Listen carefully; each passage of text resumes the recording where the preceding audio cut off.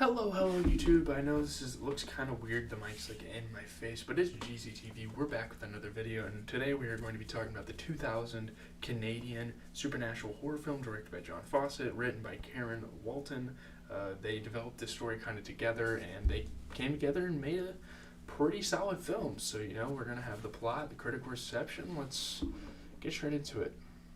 So starting with the plot, this is a full spoiler review. We go over the entire plot in this video. So it's pretty much like explaining the story and reviewing it. So here we go. So in Bailey Downs, a rash of dog killings have been occurring, and it's kind of a strange thing to happen anywhere. Bridget and Ginger Fitzgerald are teenage sisters who harbor a fascination with death, and as children formed a pact to move out of the suburb or die together by the age of 16. They want to live their own life. They're like rebels. You know how that goes. It's really fucking weird. They take pictures of themselves like with fake deaths, suicides, whatever. It's really strange. I don't know. I don't know how well the parenting was there. I'm not sure about it. So one night, while on the way to kidnap a dog owned by school bully Trina St. Clair, Ginger begins her first period. Yeah, this movie is kind of strange, and it kind of gets a little wincing sometimes to watch because I don't know, there's a lot of weird topics that this movie kind of touches on and uses werewolves as kind of an outlet to move that forward. So the scent of blood results in the girls being attacked by the creature responsible for the maulings. Our period blood attracted it. It's really strange, I'm telling you. The creature bites Ginger. Obviously, in common werewolf movies, if you get bit, if you get their blood in your blood, you're going to become a werewolf. That's kind of how that goes.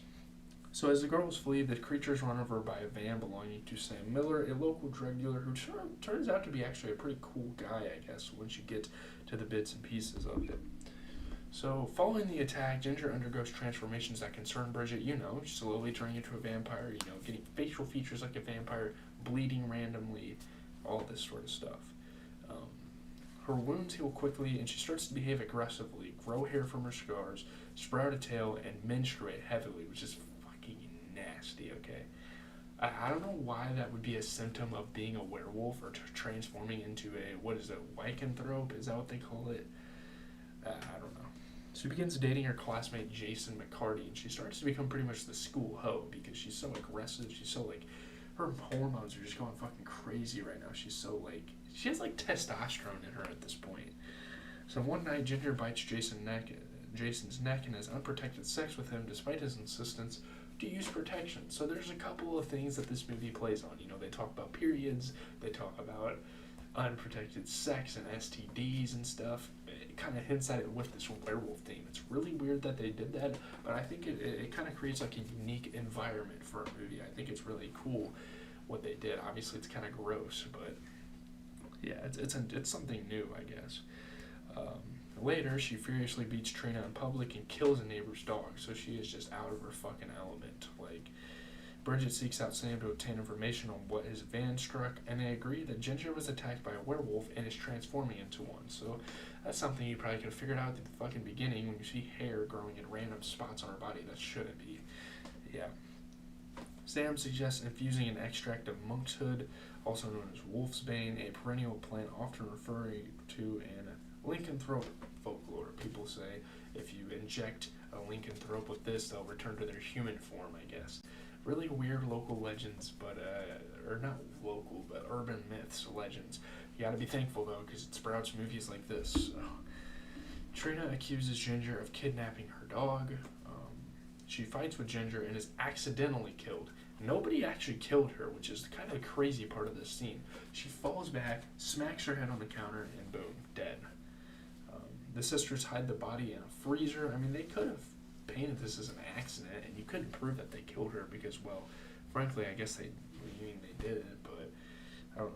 Bridget accidentally breaks off two of Trina's fingers, and the fingers are misplaced. Why didn't you just put it back with the body? I'm super confused. What the hell happened there? That was super interesting. Kind of inconsistency. There's not a lot of inconsistencies with the plot, but I guess that's one of them. On Halloween, Bridget brings monkshood to Sam, and he creates an extract of the herb. Of course, you got to create that spooky atmosphere with the Halloween rolling around. I think that's great. It gives you like this nostalgic feeling, I guess, especially since this movie came out 3 years before I was born. So, yeah.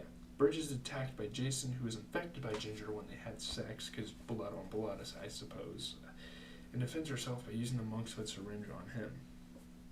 So she witnesses his immediate change of behavior, which proves it is a cure, and it proves that folklore is true in this case. At school, she discovers Ginger's murder of a faculty member and witnesses her killing another. Yeah, she's fucked. She's pretty much done for. Ginger discloses her intent to target Sam next at the Greenhouse Bash, a Halloween party hosted by him, and it's pretty much like a big thing for school, like, oh, if you're like a popular kid or something, I don't know. The girl's mother finds the fingers in Trina's corpse, and she realizes, she's thinking, what the fuck happened here? Did my kids just kill someone? She drives Bridget to the Greenhouse Bash, saying that she will protect them. Bridget arrives to find Ginger hurting Sam for rejecting her sexual advances. Pretty much trying to rape the guy, like, really. Bridget wounds Ginger's in her own palm and clasps their hands together, infecting herself with Ginger's blood to pretty much sacrifice for Sam, because they start to build kind of this weird relationship. It's weird, man. It doesn't really make sense why Sam would want a relationship. I guess they know something. They both are fascinated with these creatures. It's really strange. She convinces Ginger of her loyalty and willingness to help her. As the sisters leave, Bridget decides to abandon her mother. I mean, you can't go back to her mother because she knows some things now, it seems. Like, she showed signs of that in the car. Ginger feels her transformation approaching, and Sam knocks her unconscious with a shovel. They take Ginger back to the Fitzgerald house to prepare more of the cure for her, so they can take the syringe and cure her as well. So Ginger fully transforms into a werewolf on the way home and escapes the van. Pops out the door, runs through the house, causes a bunch of mayhem. Sam and Bridget hide in the pantry as Sam makes the cure. They gotta like boil the water with like the petals, or the alcohol with the water, or the alcohol with like the monk's hood petals, whatever. When he goes to find Ginger, a transformed Ginger attacks him. So after finding Sam, injured and bloody, Bridget tries to save him by drinking his blood to calm Ginger, to like fit in, to like seem like another werewolf, but is unable to go through with it. It's just it is gross. I mean, Ginger senses Bridget's insincerity and kills Sam. Very unfortunate. Bridget wasn't able to sacrifice for that. So as Ginger chases Bridget returns to the room where they grew up, kind of looking back on their memories. Bridget defends herself while holding the syringe in one hand and a knife in the other. And this is super sad because she goes in this room and it's almost like she knows that this is not going to end well for one of them. One of them is probably going to die here. The syringe isn't going to be able to smoothly be injected into a full-on macho werewolf. Ginger lunges at Bridget into the knife, fatally wounding herself. Bridget wasn't really meaning to stab her, but it just happened that way. Bridget lays her head upon her dying sister's chest and weeps, and very, very sad, but not all stories can have a necessarily happy ending, so that's kind of that. I'm going to do a review, and then we're done here.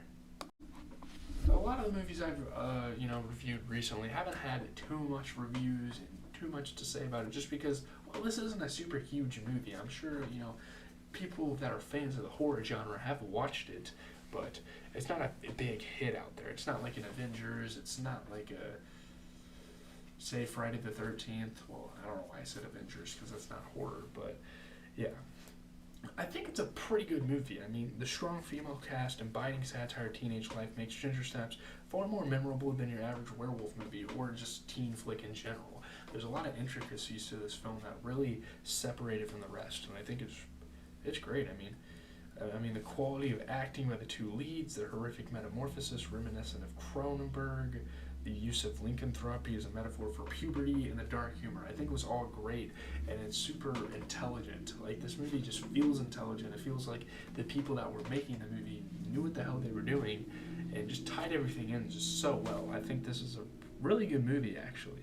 The film was seemingly, I don't know, it was seemingly left for dead at first when people first saw it at like these film festivals, but now it's a cult classic. I mean, people really look at this film as something pretty damn good, It's awesome. I mean, it's probably the best teenage werewolf movie I've ever seen. I don't know if I, like, Teen Wolf sure is up there, I guess. I don't even know if I've watched that. And if I did, it's not memorable enough. I mean, the puberty metaphor was a bit obvious, I guess. It wasn't super obscure. It's not like, oh, you gotta watch it twice to get it. The characters were a little over the top. I mean, the mother, I guess, is the main one. The dark humor and horror elements, I don't know.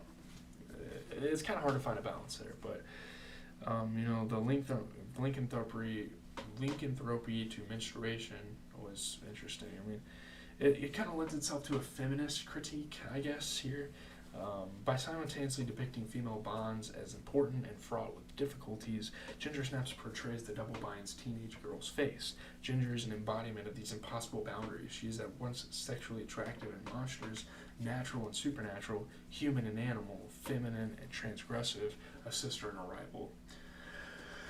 It's really interesting because, turning into a werewolf, it's like your evolution, like, to your adult life, I guess. It's interesting. There's a lot of symbolism, there's a lot of different meanings, there's a lot of interpretations that people kind of have in this film, and that's kind of how you know that it's a pretty good movie, But anyways, I'm out, guys. Leave a like, comment, and subscribe. Let me know in the comments what you guys think of this movie. I think it's really good. I would definitely watch it again. I'm down to watch it again, honestly, in the next, month or so. I think it's really fucking good.